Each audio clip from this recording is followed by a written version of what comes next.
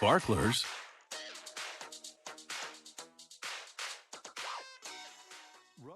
Sparklers have sizzled on the party scene for decades, adding pyrotechnical glitter to weddings and birthday celebrations.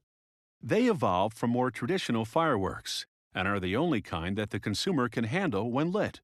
Lighting one definitely means excitement is in the air.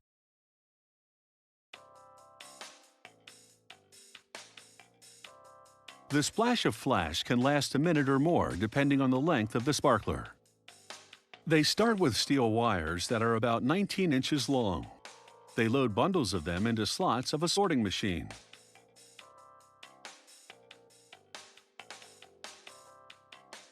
The machine vibrates and the wires fall in single file into smaller openings. The operator then moves a spring-loaded wooden rack into position. It opens like the bellows of an accordion. The operator rocks the sorting machine overhead, and the wires drop into the slits of the rack, perfectly aligned.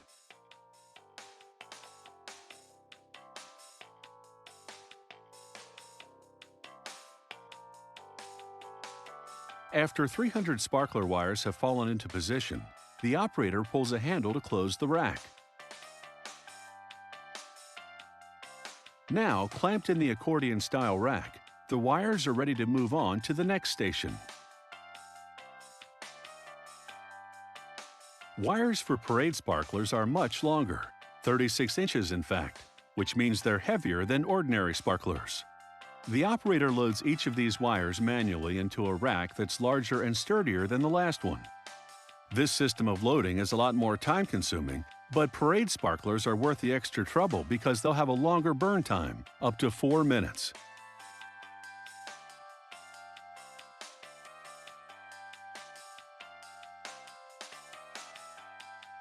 Next, an operator loads boric acid and barium nitrate into a big mixing tank. The barium nitrate is an oxidizer and will help the sparkler burn. The boric acid is a neutralizer. He adds water and mixes in cornstarch. It will bind all the ingredients together.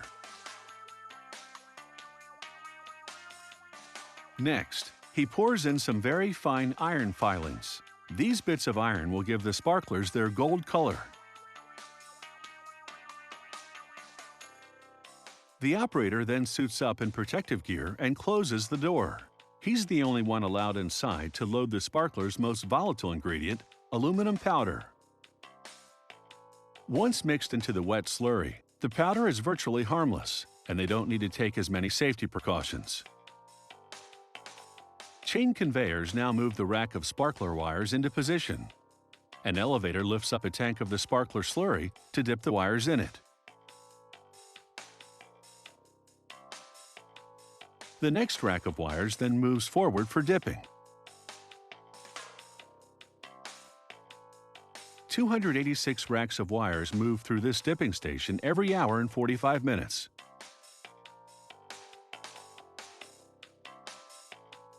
They go through a second dipping station for one more coating.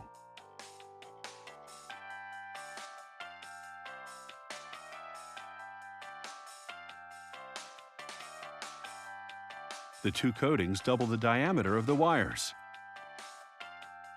After each dip, wires ride an overhead rail through an oven to bake the sparkler slurry until it's hard. An inspector then examines each sparkler. She checks for cracks and defects. Any wire that's flawed will be rejected because these sparklers have to outshine the competition.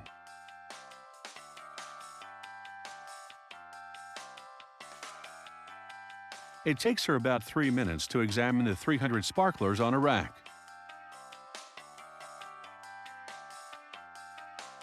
They check the diameter of each sparkler by sliding it through a template, and they bend it to check its integrity.